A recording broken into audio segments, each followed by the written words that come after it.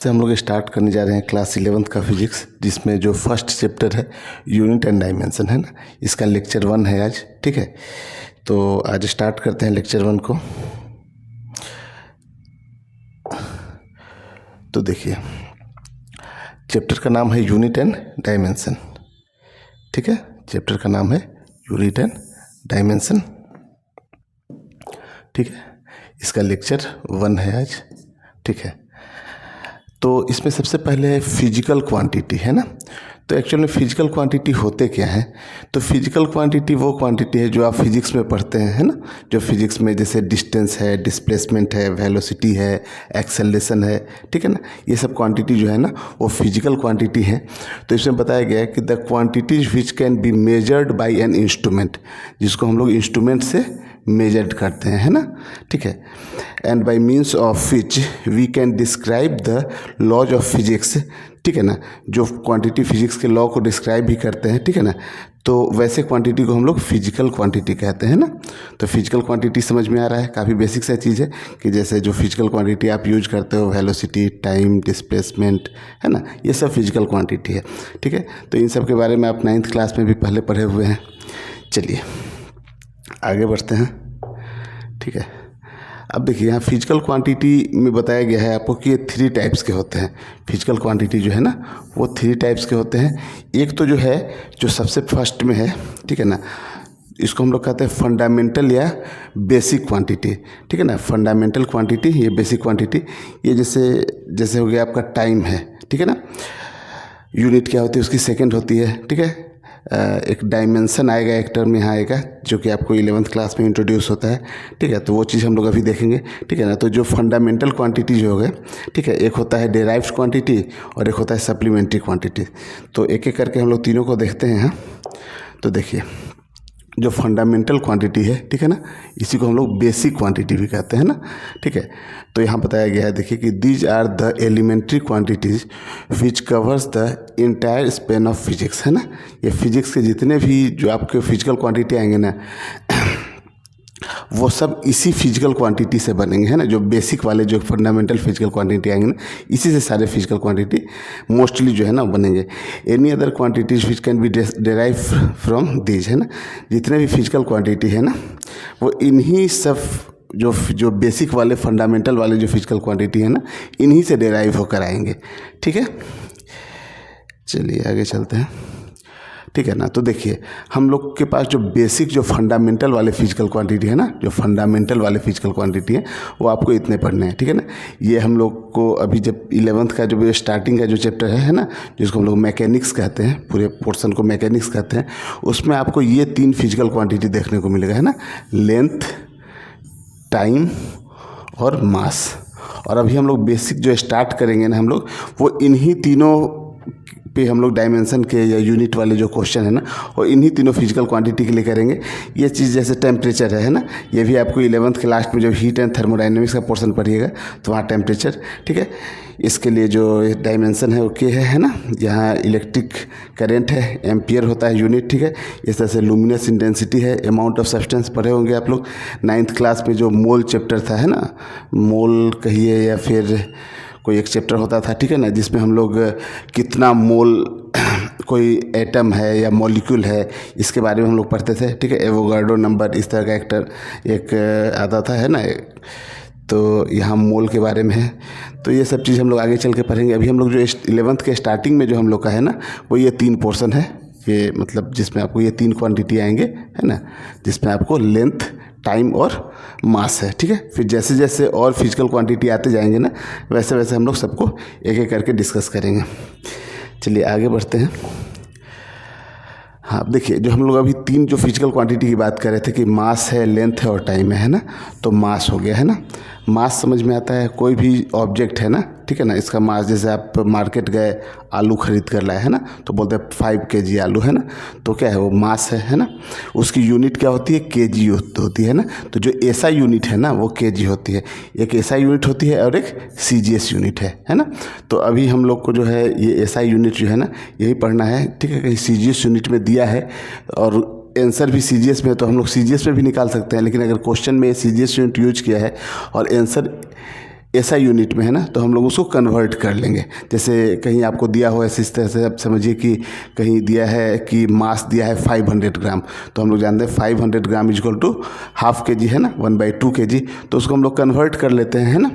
तो इस तरह से कि यूनिट हो गया, ठीक है। तो मास के लिए यूनिट क्या होता है, केजी, अच्छा ठीक है, एसआई यूनिट में। और सीजीएस में क्या होता है, ग्राम, है ना। और इसका एक डायमेंशन जो होता है, जिससे हम लोग को फॉर्मूले जो फिजिकल क्वांटिटी जितने भी हैं, जो डेराइव्ड वाले फिजिकल क्वांटिटी है ना, वो डायमेंशन फार्मूला को बैलेंस करके ही बनाया जाता है, ठीक है। तो एक यहाँ पे डायमेंशन इसके लिए कैपिटल एम है ना, क्योंकि इसको एम से है, यहाँ देखिए मास को एम से डिनोट करते हैं, तो यहाँ इसके लिए हम लोग कैपिटल एम रख लिए, है ना। लेंथ है ना, तो लेंथ के लिए यूनिट क्या होगी इसकी, मीटर, जो एसआई यूनिट है, और सीजीएस में सेंटीमीटर, ठीक है। टाइम के लिए क्या है, सेकंड है, यहाँ पे एसआई में भी सेकंड है और सीजीएस में भी सेकंड है। और यहाँ ये जो एसआई यूनिट है, इसको हमको MKS भी कहते हैं, MKS भी कहते हैं ना, मतलब एम फॉर ये हो गया मीटर हो गया, है ना, मीटर हो गया लेंथ के लिए, के हो गया केजी मास के लिए, और ये सेकंड है ना, टाइम के लिए, है ना। तो इसको MKS भी कहते हैं। यहाँ CGS का मतलब यही होता है, ये C का मतलब होता है सेंटीमीटर, ये G का मतलब होता है ग्राम, और ये S का मतलब आपको सेकंड है ना, ठीक है ना। तो डायमेंशन जो है इसका, मास के लिए M है, लेंथ के लिए L है ना। अब जैसे मान लीजिए कि लेंथ है L, है ना। अब जैसे हाइट आ गई, तो हाइट के लिए हम लोग क्या H दे दें, यहाँ डायमेंशन फार्मूला H दे दें यहाँ, तो ये गलत है ना। मतलब किसी भी तरह का लेंथ हो ना, डिस्टेंस हो, डिस्प्लेसमेंट हो, हाइट हो, विड्थ हो, ठीक है ना, सबके लिए जो हम लोग डायमेंशन यूज करेंगे ना, वो L ही यूज करेंगे, है ना, किसी भी तरह का लेंथ हो। ऐसे टाइम के लिए देखिए, तो टाइम के लिए डायमेंशन क्या है, T है, ठीक है ना। चलिए आगे चलते हैं। अच्छा, अब ये डेराइव वाले क्वांटिटी, तो डेराइव वाले क्वांटिटी वही हो गए जिसको हम लोग जो फंडामेंटल वाले कई सारे फिजिकल क्वांटिटी को मिलाकर और एक फार्मूला बनता है ना, उसको हम लोग डेराइव क्वांटिटी कहते हैं, ठीक है ना। Physical quantity which can be expressed in the term of basic quantity, जो कि MLT में अभी हम लोग देखे थे, डायमेंशन होता था MLT, इसमें लिखते हैं ना, आर कॉल्ड डेराइव्ड क्वांटिटी, ठीक है। तो जैसे आपको एक आध डेराइव्ड क्वांटिटी मैं बताता हूँ। जैसे होता है फोर्स इज इक्वल टू, या सिंपल ऐसे समझिए, वेलोसिटी इज इक्वल टू होता है, वेलोसिटी इज इक्वल टू होता है displacement by time, displacement by time, है ना। तो वेलोसिटी का जो डायमेंशन होगा, है ना, इसका जो डायमेंशन होगा, तो डिस्प्लेसमेंट का डायमेंशन अभी हम लोग देखें क्या होता है, L होता है, और टाइम का T होता है ना। तो यहाँ से कितना हो गया, LT - 1, तो ये वेलोसिटी का डायमेंशन निकल के चला आया, है ना।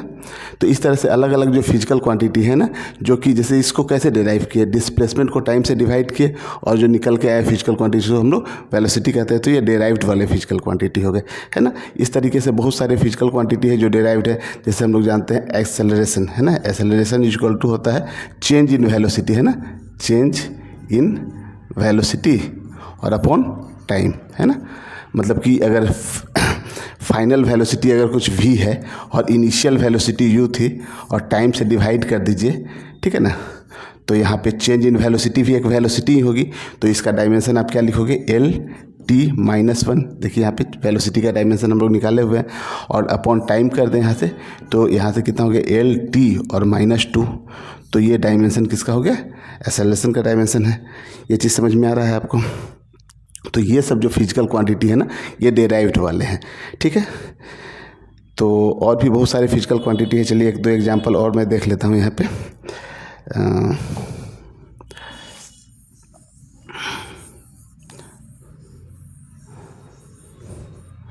जैसे मोमेंटम होता है ना, मोमेंटम स्मॉल p से डिनोट करते हैं इसको। तो p इज इक्वल टू होता है mv, मतलब momentum is equal to mass into velocity. तो देखिए मास का डायमेंशन कितना हो जाएगा m, और वेलोसिटी का भी हम लोगों ने देखा LT - 1 होता है ना, ठीक है। तो इसका डायमेंशन कितना हो जाएगा, MLT - 1। तो ये जितने फिजिकल क्वांटिटी आप देख रहे हैं, जो 2 या 3 फिजिकल क्वांटिटी मिल के जो बन रहे हैं ना, इन सबको हम लोग क्या कहते हैं, डेराइव्ड फिजिकल क्वांटिटी कहते हैं ना। अब एक होता है सप्लीमेंट्री। तो सप्लीमेंट्री में जो है वो है आपको एक प्लेन एंगल है ना, एक प्लेन एंगल है, और एक होता है सॉलिड एंगल, है ना। ये दोनों जो है ना, ये सप्लीमेंट्री क्वांटिटी हैं, ठीक है। तो प्लेन एंगल तो आपको समझ में आ रहा है कि जैसे 2 लाइन लिए हम लोग, है ना, जैसे आप समझिए कि दो लाइन ली ऐसे है ना, एक लाइन ऐसे है और एक लाइन ऐसे है ना, तो इन दोनों के बीच का जो ये एंगल है ना थीटा, ये तो हम लोग प्लेन एंगल होता है। और सॉलिड एंगल क्या होता है, जिससे आप ये आइसक्रीम वाला ये जो कोन होता है ना, ये कोन आप लोग देखें, ठीक है। अब देखिए ये कोन है, तो इसमें ये जैसे दो लाइन है, तो इसमें दो लाइन नहीं है, पूरा इस तरीके का शेप है ऐसे है ना, इस तरीके का कोई शेप है ना, तो ये जो एंगल होता है ना, इसी एंगल को हम लोग कहते हैं सॉलिड एंगल है ना। ये जो एंगल होगा थीटा, इसको हम लोग क्या बोलेंगे, सॉलिड एंगल, ठीक है ना। तो ये दोनों जो फिजिकल क्वांटिटी होते हैं ना, जो प्लेन एंगल है या सॉलिड एंगल, इसको हम लोग सप्लीमेंट्री फिजिकल क्वांटिटी कहते हैं। चलिए आगे बढ़ते हैं। चलिए इसमें एक चीज़ और मैं आपको बताऊं, या पहले इस क्वेश्चन को ही करते हैं। चलिए देखिए, इसमें कहा गया है कि ये क्वेश्चन क्या है, alpha upon T square is equal to F V plus beta upon X square है ना। यहाँ पे पूछा गया है कि अल्फ़ा और बीटा का डायमेंशन क्या होगा, अल्फ़ा और बीटा का डायमेंशन पूछा गया है, और ये बता दिया गया है यहाँ पे कि टी क्या है, टाइम है, एफ फोर्स है, वी वेलोसिटी है और एक्स डिस्टेंस है ना। तो अल्फ़ा और बीटा का, तो देखिए पहली बात तो ये समझिए आप कि अगर दो फिजिकल क्वांटिटी को हम लोगों ने ऐड किया है ना, दो फिजिकल क्वांटिटी को ऐड करते हैं या सब्ट्रैक्ट करते हैं है ना, तो वो दोनों फिजिकल क्वांटिटी जो होता है ना, वो सेम ही होना चाहिए। जैसे देखिए, अगर मान लीजिए मास है, जैसे हम आप समझिए कि ये 5 kg मैंगो है, ठीक है, और इसमें हम लोग कुछ भी ऐड कर लेते हैं ना, 2 kg मान लेते हैं कि एप्पल है ना, तो इन दोनों को ऐड करके हम लोग बताते हैं कितना, कि 7 kg है ना। तो अगर ये दोनों फिजिकल क्वांटिटी मास थे तब तो हम लोगों ने इसको ऐड कर दिया है ना। लेकिन अगर मान लो दिया हो ऐसे ही कि 5 kg जो है ना वो मैंगो है और 2 सेकेंड इसमें ऐड करना है, ठीक है ना, ठीक है ना, 2 सेकेंड टाइम जो है ना उसको ऐड करना है, तो ये अलग अलग फिजिकल क्वांटिटी होगा, तो इसको हम लोग ऐड नहीं कर सकते हैं, ठीक है, या सब्सट्रैक्ट भी नहीं कर सकते हैं, ठीक है। मल्टीप्लाई या डिवाइड आप कर सकते हो। जैसे अभी आप देखो, वेलोसिटी इज इक्वल टू क्या लिखे थे, डिस्प्लेसमेंट बाई टाइम, तो दो अलग अलग फिजिकल क्वांटिटी को डिवाइड किए। अभी हम लोग मोमेंटम का फॉर्मूला लिखे थे, मास इंटू वेलोसिटी है ना, तो दो अलग अलग फिजिकल क्वांटिटीज़ को मल्टीप्लाई कर रहे हैं, तो दो अलग अलग फिजिकल क्वांटिटी को आप मल्टीप्लाई कर सकते हो, डिवाइड कर सकते हो, लेकिन ऐड या सब्सट्रैक्ट नहीं कर सकते हो, है ना। तो यहाँ पे देखिए आप, जैसे कि यहाँ पे ये एफ वी है ना, और यहाँ पे बीटा अपॉन एक्स स्क्वायर है, ये दोनों ऐड किया गया है ना। तो यानी कि जो डायमेंशन एफ वी का होगा वही बीटा अपॉन एक्स स्क्वायर का होना चाहिए, तभी ये दोनों फिजिकल क्वांटिटी ऐड हुए हैं आपस में। अच्छा, इन दोनों को ऐड करके जो फिजिकल क्वांटिटी मिलेगा इसका भी डायमेंशन वही होना चाहिए, क्योंकि देखिए यहाँ पे अगर आप 5 kg में 2 kg ऐड किए हो, मतलब कि दो मास को ऐड किए हो, तो ये जो रिजल्ट इसका जो समेशन निकल के आया ये भी एक मास ही है ना, ठीक है ना। मतलब क्या है कि अगर जो फिजिकल क्वांटिटी ठीक है, जो डायमेंशन एफ वी का होगा वही dimension beta upon X square का होगा, और वही डायमेंशन जो है अल्फा अपॉन टी स्क्वायर का भी होगा। आ रही बात समझ में। तो अब हम लोग इसको सॉल्व करते हैं, ठीक है।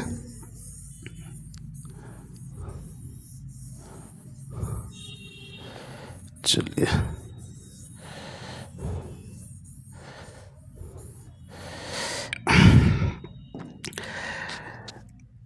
अब देखिए, सबसे पहले हम लोग बीटा निकाल लेते हैं यहाँ से। तो यहाँ बताया गया है कि एफ भी is equal to beta upon X square है ना। तो फोर्स का डायमेंशन क्या होता है, फोर्स का डायमेंशन मास इंटू एक्सेलरेशन लिखते हैं, है ना। तो एम एल टी माइनस 2 होगा फोर्स का डायमेंशन, और वेलोसिटी का डायमेंशन एल टी माइनस 1 है ना, is equal to beta upon X square, मतलब कि L2। कोई दिक्कत नहीं है, डिस्टेंस है, डिस्टेंस का स्क्वायर है तो L का स्क्वायर हो जाएगा। इसको हम लोग इधर लेके चले हैं यहाँ से, तो देखिए बीटा इज इक्वल टू जो है, यहाँ देखिए M और LT माइनस 2 है, ठीक है। यहाँ पे है, इसको भी चलिए ब्रैकेट में रखते हैं, LT माइनस 1 है और यहाँ पे L2 है। अब देखिए M देखिए तो कहाँ कहाँ है, एक यहाँ है और कहीं नहीं है, तो m तो 1 हो गया है ना। l देखिए यहाँ पे 1 है, यहाँ पे भी 1 है और यहाँ पे 2 है, तो l कितना हो गया 4 है। टाइम यहाँ -2 है और यहाँ पे -1 है, तो t कितना हो गया -3, ठीक है ना। तो ये बीटा का डायमेंशन निकल कर आ गया है ना, m l 4 और t -3, ठीक है ना। अच्छा, इस तरह से अगर हम लोग अल्फ़ा का डायमेंशन निकालें यहाँ पे, तो देखिए अब जो एफ वी का डायमेंशन है वही अल्फ़ा अपॉन टी स्क्वायर का है, तो अल्फ़ा का डायमेंशन हम लोग लिख सकते हैं कि जो एफ वी का डायमेंशन होगा और इसमें हम लोग टी स्क्वायर से मल्टीप्लाई करें, है ना। तो एफ वी का डायमेंशन क्या होगा, देखिए तो एफ वी का डायमेंशन हम लोग यही लिखे थे यहाँ पे, है ना। तो एफ वी का डायमेंशन लिख लेते हैं कि एम एल टी -2 और यहाँ से आप देखिए तो एल टी -1 एफ वी का डायमेंशन हो गया है ना, और इसमें टी स्क्वायर से मल्टीप्लाई करना है यानी कि t2।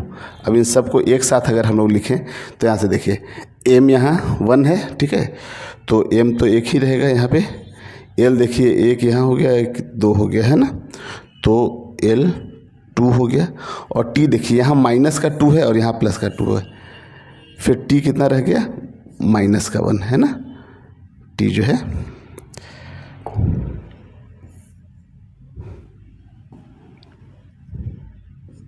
-1 है ना।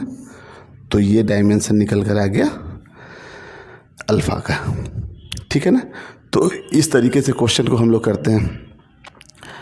चलिए नेक्स्ट क्वेश्चन देखिए। यहाँ पे बोला गया है कि alpha = f/v² sign beta T. यहाँ भी आपको अल्फ़ा और बीटा का डायमेंशन बताना है ना। अब देखिए यहाँ पे एक चीज़ समझिए यहाँ पे कि साइन बीटा टी है ना, तो कहीं आपको साइन थीटा लिखा हुआ है ना, साइन थीटा है, ठीक है। तो यहाँ पे साइन थीटा एक डायमेंशन लेस फिजिकल क्वांटिटी होता है, समझ में आता है कैसे। जैसे आपको बताया गया है साइन 30 डिग्री है ना, तो साइन 30 डिग्री की वैल्यू कितनी होती है 1/2 होती है ना, तो 1/2 का तो कोई डायमेंशन नहीं होगा, ठीक है ना। तो ये साइन थीटा जो है ना कम्प्लीटली एक डायमेंशन लेस फिजिकल क्वांटिटी है, और ये जो थीटा एंगल होता है ना, ये जो थीटा एंगल है ना, ये भी अलग से एक डायमेंशन है। थीटा = देखिए थीटा = क्या होता है, थीटा = होता है आर्क लेंथ अपॉन रेडियस होता है। ये चीज़ आप लोगों ने पढ़ा होगा, ये चीज़ कि ये एंगल है थीटा है ना, ये थीटा है और ये लेंथ होती है आर्क लेंथ है ना, और ये रेडियस है, ये लेंथ रेडियस है ना, ठीक है ना। तो theta = arc length upon radius, तो आर्क लेंथ भी एक तरह का लेंथ है, तो इसका भी डायमेंशन l होगा और ये रेडियस का भी l होगा, तो ये डायमेंशन लेस हो गया ना। तो यानी कि थीटा अलग से एक डायमेंशन लेस है, तो हम लोग यहाँ क्या बोलेंगे कि थीटा भी डायमेंशन लेस है और साइन थीटा भी जो है ना, ये दोनों कैसा है डायमेंशन लेस है,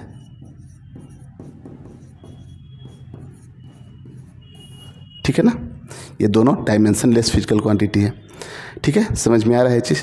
तो देखिए जो डायमेंशन लेस है ना जहाँ पे, तो ये पूरे को हम लोग यहाँ से हटा दें डायमेंशन लेस को, है ना। तो आप देखिए यहाँ पे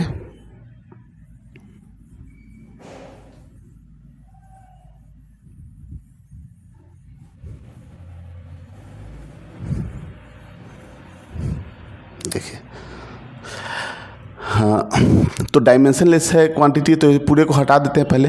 तो अल्फ़ा = देखिए तो कितना आ जाएगा f/v² है ना। f का डायमेंशन हम लोग को मालूम है कितना होता है mlt -2 और v² है ना, v का lt -1 होगा है ना, और स्क्वायर है तो क्या करेंगे यहाँ पे स्क्वायर करेंगे यहाँ पे है ना।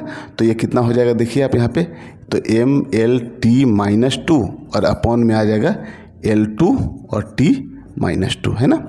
तो यहाँ आप देखिए m तो रहेगा, यहाँ l ऊपर जाएगा तो +2 है, ऊपर गया तो -2 हो जाएगा है ना। तो ये l -1 होगा और t तो कैंसिल हो गया यहाँ से है ना, ठीक है ना, तो t कैंसिल हो गया, तो ये mlt -1 है ना। ये आ गया डायमेंशन आपको किसका अल्फ़ा का। अब बीटा का देखिए, अभी हम लोगों ने क्या कहा कि ये जो बीटा टी है ना, ये डायमेंशन लेस होगा। थीटा जो साइन के साथ थीटा रहता है वो डायमेंशन लेस होता है, यानी कि बीटा टी जो है ना, बीटा × टी ये कैसा है डायमेंशन लेस है। तो आप ऐसा लिखिए कि बीटा टी = 1 कर लीजिए है ना, डायमेंशन लेस 1 डायमेंशन लेस है। तो बीटा = कितना हो जाएगा 1/t है ना। तो बीटा का जो डायमेंशन हो गया वो कितना हो गया t, यहाँ पे 1/t, तो हम लोग यहाँ क्या लिखेंगे, जो बीटा का डायमेंशन होगा वो यहाँ t ऊपर जाएगा तो t -1, ठीक है ना। तो ये बीटा का डायमेंशन निकल के आ गया। तो अल्फ़ा का डायमेंशन है LT-1 और बीटा का डायमेंशन है T-1, ठीक है ना। तो इस तरीके से हम लोग 2 क्वेश्चन अभी देखें, ठीक है ना, जो काफ़ी बेसिक क्वेश्चन हैं। और ये जेई मेन और आपको नीट में पूछा जाता है। जेई एडवांस में ऐसे क्वेश्चन बहुत कम ही चांस है आने के, ठीक है ना, लेकिन जेई मेन और नीट में इस तरह के क्वेश्चन पूछे जाते हैं, ठीक है। तो आज का जो लेक्चर है यहीं पे हम लोग एंड करते हैं, और अगले लेक्चर में एक और वैरायटी का क्वेश्चन होता है, उस क्वेश्चन को देखेंगे। और जितने भी फिजिकल क्वांटिटी हैं, जैसे वेलोसिटी है, एक्सेलरेशन है, फोर्स है, इन सब फिजिकल क्वांटिटी को एक बार मैं रिवाइज करवाऊंगा आपको, ठीक है ना। इन सब का फॉर्मूला लिखूंगा और उसको आप थोड़ा याद रखें, जो 11th क्लास में ज़्यादा यूज होने वाले हैं, पहले उसी को याद रखें। पूरे फॉर्मूले याद करने की ज़रूरत नहीं है। जैसे कुछ फिजिकल क्वांटिटी आपको, जैसे मैग्नेटिक फील्ड है ना, तो ये सब चैप्टर जो है ना वो 12th क्लास में आने वाला है। तो अभी से याद रखने का कोई मतलब नहीं है उन बच्चों को जो 11th क्लास में है। जो जेई नीट के लिए जो ड्रॉपर बच्चे हैं या जो 12th में बच्चे हैं वो तो उसको देखें, ठीक है ना, उन सब फिजिकल क्वांटिटी को। लेकिन जो 11th वाले बच्चे हैं ना, वो 11th क्लास के जो फिजिकल क्वांटिटी आने वाले हैं ना, बस उतने को ही याद रखिए। जब 12th में जब आप जाएंगे तो उन सब क्वांटिटी को फिर से देखेंगे।